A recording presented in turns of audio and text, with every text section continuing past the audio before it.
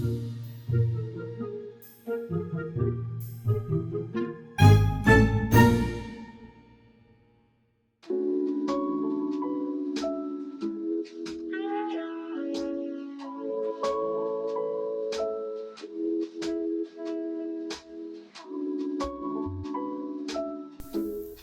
mes gourmets! Nouvelle adresse, nouvelle thématique. Aujourd'hui, je vous emmène voir la chocolaterie Noz, donc située également à Lausanne, en Suisse romande. Qui dit chocolaterie dit fabrication de chocolat, mais ce ne sera pas pour cette vidéo, ce sera plutôt la suivante. Aujourd'hui, nous allons nous concentrer sur une recette d'un gâteau créé par le chef pâtissier. Je me réjouis d'avance. Et vous? Rendez-vous à l'atelier du bas, où on va faire la recette avec le chef. À tout de suite. Alors aujourd'hui, je vous propose le gâteau Léonore, un gâteau que j'avais inventé pour l'anniversaire de ma fille quand elle avait 8 ans. Donc c'est un gâteau accessible à tout le monde. D'abord, on va faire des pommes caramélisées. Alors il faut des pommes qui sont fermes à la cuisson. On va les peler, épépiner et cuire dans le sucre caramélisé. On va les couper en 8.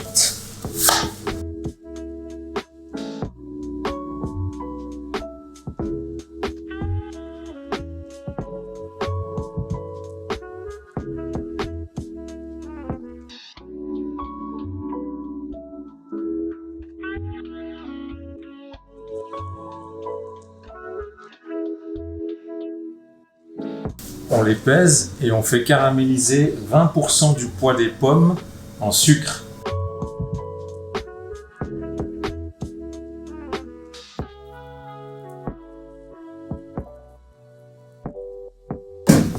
Nous, on a des grandes bassines en cuivre. À la maison, on va prendre une poêle téflon ou une casserole téflon. Ça va donner ce bon goût de caramel aux pommes. Moi j'appelle ça les pommes tatin parce que c'est des pommes caramélisées, mais c'est les mêmes ingrédients que pour faire la tarte tatin. On va juste finir différemment la cuisson. Et on peut faire ça avec du sucre roux aussi? Oui, ça va aussi. Moins bien parce qu'il y a plus de particules qui peuvent brûler. Voilà, alors là j'ai plus de cristaux. Attention, quand ça commence à fumer, quand ça commence à mousser, là on va voir, ça commence à mousser sur le bord là. Là c'est le dernier moment. Alors je réduis le feu et je mets mes pommes. Je mets le beurre en même temps que les pommes pour pas surchauffer le beurre. Ça va durcir un peu. Et puis avec l'humidité des pommes, le sucre va refondre. Et on va cuire maintenant à petit feu jusqu'à ce que les pommes soient cuites à cœur. Il faut des pommes fermes à la cuisson. Donc là c'est des golden. Si on a envie de pommes caramélisées, on peut soit les passer en purée, soit les manger comme ça. Le caramel a complètement fondu et ça commence à être cuit. On n'est pas loin du résultat là. Il y en a une qui commence à se défaire là, qui est très molle.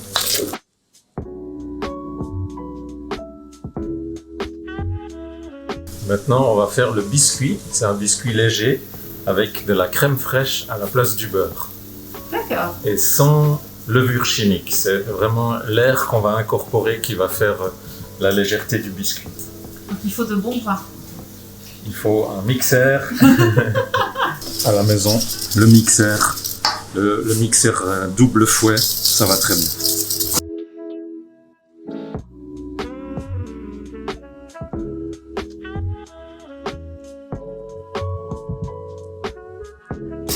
Vitesse rapide, fouetté, léger. Alors là, on incorpore de l'air. C'est ça qui va faire la légèreté du biscuit. Pour être sûr de ne pas avoir de bouloche de farine, c'est important d'avoir une farine légère.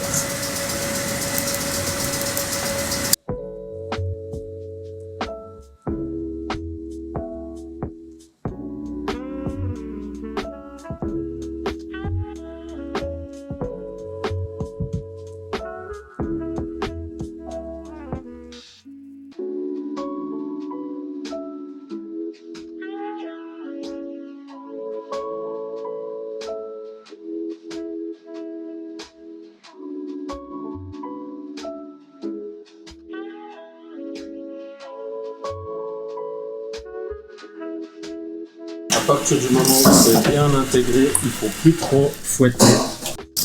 Il faut que l'air reste dedans. Donc c'est au moment où la texture commence à devenir fluide qu'il faut arrêter. Dès que la crème est intégrée, on peut arrêter de fouetter. La crème va faire un biscuit assez moelleux et assez humide qui va se garder même jusqu'au lendemain ou surlendemain dans un bon état d'humidité. Et c'est moins gras que le beurre, c'est l'avantage. Donc mettre de la crème à la place du beurre, c'est Ouais. moins gras. Il y a bien une partie de matière grasse, mais alors vraiment, c'est moins riche qu'un 4 quarts, un biscuit au beurre classique. Et ça n'en est pas moins gourmand. C'est très bon. Les pommes caramélisées, il faut les faire 2-3 heures avant et les laisser refroidir. C'est pas très bien de les mettre à chaud sur le biscuit. Ça risque quand même de faire échouer le mélange. Hein. L'humidité des pommes doit rester dans les pommes pendant la cuisson.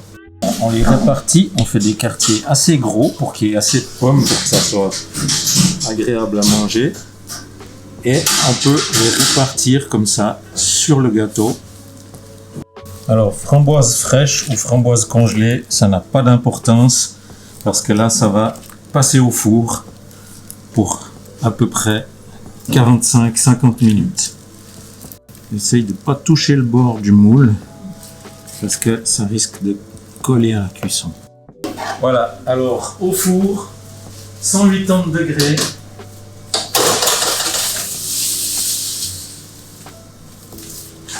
Pour 45 minutes. On vérifie après 45 minutes peut-être. Et puis, si c'est pas assez, on rajoute 5 à 10 minutes. Et là, la couleur, Elle est magnifique. c'est bon.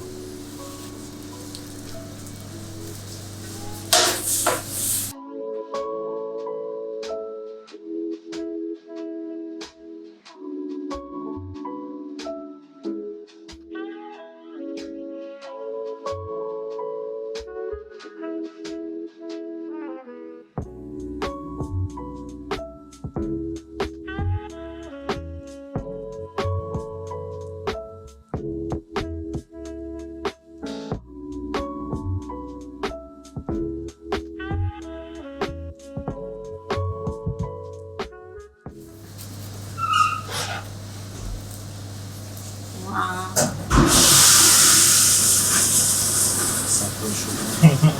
Ah oui, mince, ça fait que toi. Donc pour les doigts, ça va, mais pour avaler un bout. Merci beaucoup.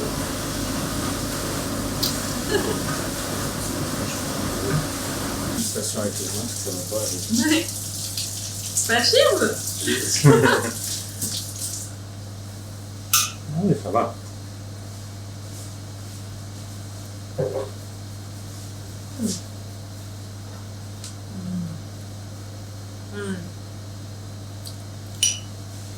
Ah, la génoise est fondante.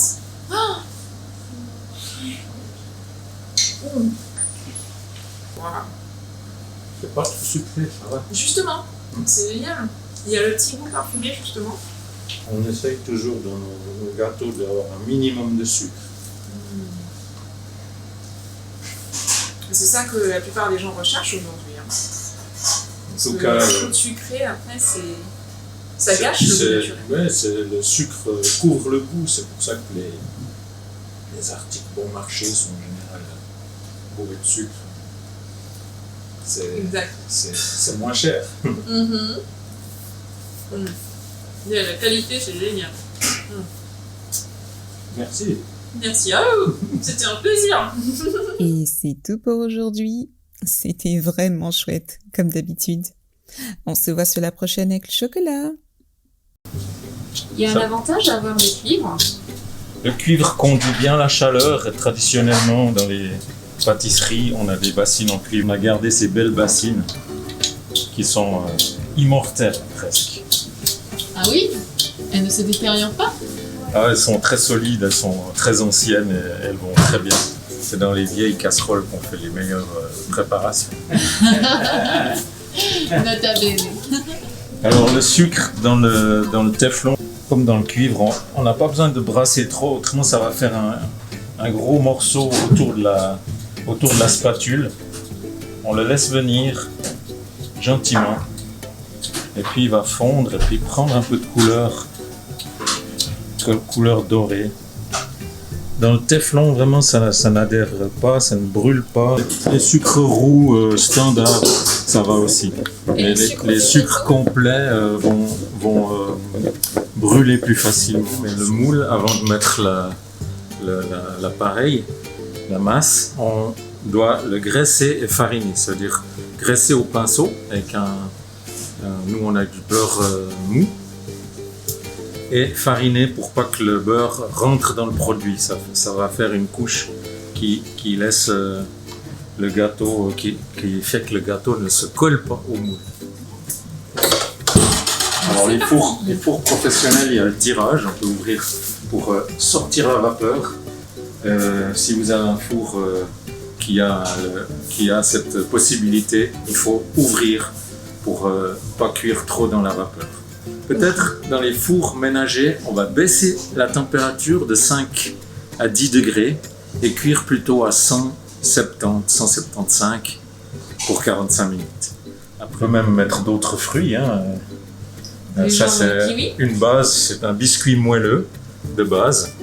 Et si vous avez d'autres idées, vous pouvez très bien faire votre propre gâteau et lui donner le nom de vos propres enfants.